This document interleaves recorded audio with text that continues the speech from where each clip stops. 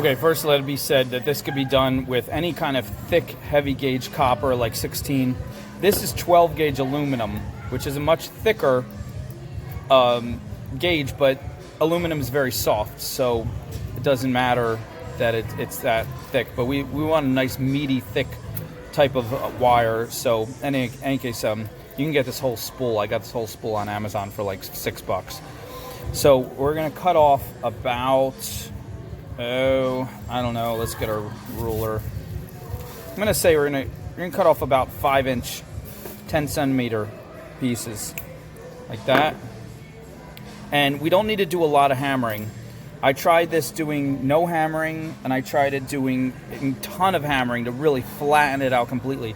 And I came to the conclusion that a little bit of hammering gives it strength and gives it a cool effect. But if you hammer too much, it starts to scrape off the color, and then you have that bare silver aluminum underneath. It looks kind of crappy, and also it's a little dangerous to bend it. Once it's really flat, it could break if you're doing too many bends, which we're going to do a lot of bends. So get your piece, get your little hunk of metal that you either buy one of these little baby miniature anvils for $10 or something, or you get a little door hinge and nail it to a block of wood or something.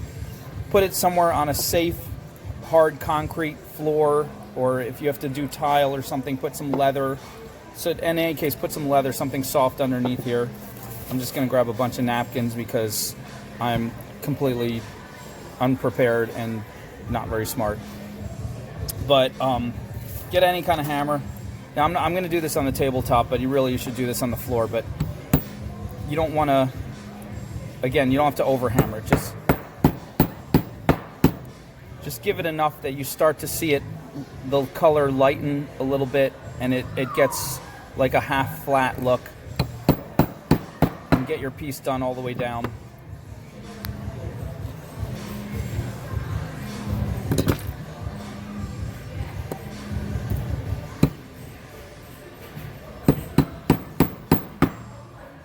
See that?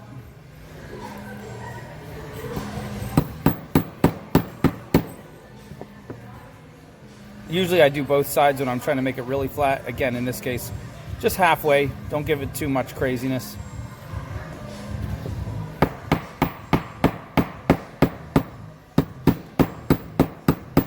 All right, that's good. Now,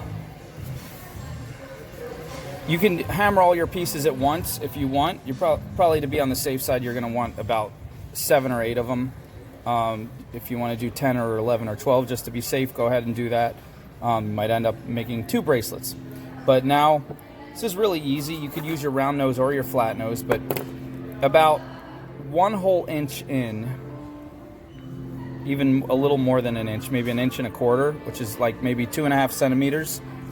You want to give it a right angle, and then about a 1/2 inch from the end you want to give it, or 1 centimeter from the end you want to give it another right angle, like that. Now you're going to take your round nose, again you can use your flat nose, it really doesn't matter, but get it at the fattest part if you use a round nose, and roll it backwards from the way you just bent it until you get it like this. Pinch these guys together. And this is the way to make like a link. This is just a very basic link. It has a name. I would know the name if I ever knew how to hold on to correct terms and research and junk and all that stuff. But I'm just going to call it the link that Matt stole and named his own. That'll help you remember it. Make another right angle this on this side. And we're going to do the same thing pretty much. We're going to wrap another. You can wrap it around like that, or you can roll it. A little of both is sometimes good. So now we have this, and we have all this left over, okay? So what we're going to do, we're going to continue to hold it right here. Hold it tight. And just, without judging yourself, just start having fun and just wrap this around like that. And you get a really cool effect. Now if you wrap it all the way up to the top of here, you can kind of tuck in the sharp end and scarf it really, you can tuck in that sharp end because you have you'll create like a crevice where you can get the sharp end in. I didn't make this one long enough, or I made this part too long, so I ran out of wire. So basically what I'm going to do is just look for the closest thing to a crevice I can find, cut it right there, and then I'm gonna manhandle smush it. See, that's a very sharp edge that'll tear somebody open, so, which you might want to use in the future if you're making the weaponized version. No, that's not a real thing. Don't quote me on that. That wasn't serious. Don't do that. So we're just pinching and squeezing it really hard because we want all the sharpness to be tucked till you can feel nothing but smoothness. Check it. Even if you think it's smooth, go one more time. Just make sure you smush, and this metal is very soft, so it will smush. So smush it right in there, never to come out again. And make sure you rub it from every possible way and make sure it's good. And then kind of straighten it out a little bit if you need. And there's your link. Okay? So I made a bunch of these, and you can see they're like very imperfect. Each one's a little bit messed up in a different way. This one I wrapped all the way down. I had more wire, so I wrapped back up over the top again, like a goofy weirdo. This one, this is the one I used where I didn't hammer it at all. So technically you don't need to hammer it. This is still incredibly strong. I just like the hammered look. If you could see the difference, it's not that huge of a difference. But the hammered look lightens the metal a little, and it gives you that flat surface more.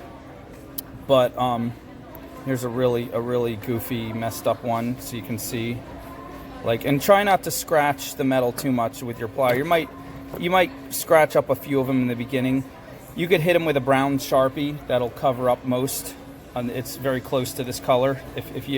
I'm not saying if you have create like a sharp end, you want to sandpaper it or nail file it. You don't want to have anything sharp. But if you just scratch off some of the brown coating and you reveal the silver aluminum underneath, you just hit it with a brown Sharpie, or you can throw that one away and just do another one, consider it practice. Here's one where I hammered it really flat. And that still works, and you can do that. So it's up to you. If you want to really hammer it, I got that to flatten out twice as wide, but it looks all marred up and kinked, and I like the nice brown antique copper looking color, even though this isn't really copper, it has that look to it. Whereas this scratched off a lot more of the coating, and it looked kind of silvery, and this just really looks like it's been through a war. So if you want it to look industrial, like it's been through a war, you can do that. Anyway, I'm just going to take these guys now, and you want to get yourself some jump rings that are antique copper colored, because that's the color you want. See that? You want to take the biggest ones. These are 8mm. They're going to be just right. 10mm would have worked too. And you only need one jump ring per link. You can do 2 if or 3 if you want to double it up and make it look fatter. But these jump rings are really strong. Usually, if your jump rings are strong. If they're not strong, definitely double or triple it. Always open your jump rings sideways like a door, like this. Like that. Never pulling them apart because you'll warp them. Always sideways. And just link your guys together. Now you can get a regular lobster clasp. Try to get it the same color that's also like antique copper.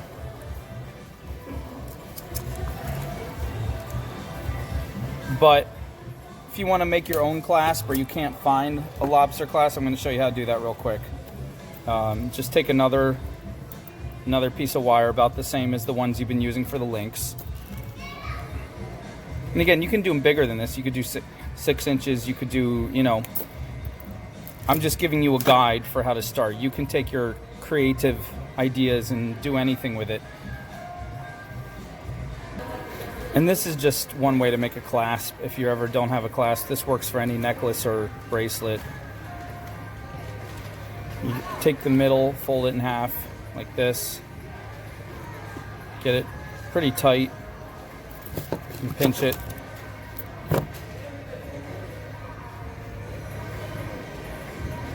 Right? And then back here, get these together. This is really easy. You can make a more fancy one, but this is like super easy. And you want to roll these up nice and tight. That, and then tighter to tuck the sharp ends in. Make sure they don't squeeze out the sides. So squeeze it this way as needed. And you might need to turn your pliers this way too, because these pliers get thinner and then they get thicker as you go up here. So if you're only doing it from one side, one loop's going to be bigger. They're going to be off a little bit. So as you're rolling it, you might need to switch one side to the other to get the rolls. See how that loop is starting to get bigger because I started on the one side. Okay, so we're just roll these a little more until those sharp ends are tucked around pretty good. Okay, and now this side you want to roll other way, and it's pretty tough right now, and you want it to be tough. It's pretty hard to move it, and you could take more wire than this. You could take a longer piece because sometimes you might want to make a better hook, but you're basically making a hook. This part is going to link, obviously, and then this part is going to go in and it's going to clasp like that. And then if you have it tight on the wrist, the pressure will hold it, but to be extra safe, you can always pinch it like that. And then it's stuck on the wrist and you can't take it off unless you pry it open. And it's hard to pry open, so it takes a little bit of finger strength unless you have your pliers with you. So that's pretty much going to be stuck on the person's wrist if you pinch it closed all the way. No, I'm just kidding. They could get it open, but it takes a little bit of effort, which shows that the bracelet's not going to fall off. And men like to show off how they use their strong fingers to do things. So this is giving a man an opportunity to show off, which is always appreciated. All right, so there's your clasp again, or you can just buy a lobster clasp and, you know, make life easy on yourself. Try to buy a fairly large one. This is kind of a medium small one. It'll make the link. Just you want to make sure it'll get in the link. If it's too small, then obviously, you know, but men have these big bulky fingers. It's better if you can get them a bigger clasp. They appreciate that, so their fingers don't have to like fiddle with these tiny little things. And that's pretty much it. Link a bunch of these suckers together. Get the average wrist size for a guy is about 8 inches. So, you know, you can make it go from 7 inches to 9 inches, and then once you give it to the guy, like, make sure you know his wrist size, or take a link out, remove a link, add a link as you need. You can make it extra big and just tell him to clasp it to the link he likes, and he can always just, you know, clasp it to a particular link. If you make your loops big enough. See, this is not fitting in with the jump ring, so it only fits in on the end one. So do make sure you make these loops fairly large, especially if you're going to use this kind of clasp. And what's fairly large? Enough that like it's about the same size as this 8mm jump ring. See that? Maybe even a little bigger to be safe. So there you have it. If you followed what I did, the loop is just barely big enough. I might have made them a little bigger if I could do it over. I think this one right here, this little one right here might not fit. Let's see. Yeah, that's going to be tough. So there it is. See, if you take a little more than I said, like maybe 7 inches, like maybe 14 centimeters, you'll end up wrapping it all the way up to the point where there's more of a bowl shape around the loop where you can tuck in your sharp end better. So that's probably good that you don't take the advice of the beginning of this video and do 5 inches. Probably want to do 7. If you stopped watching it halfway through and now you're doing the lesser amount, then, you know, your bracelet probably won't fail, and you'll probably never know that I corrected it. So don't tell anyone if you know this and you know somebody made a different bracelet without watching the whole video. Just keep it secret between you and me. All right, let's put this guy together.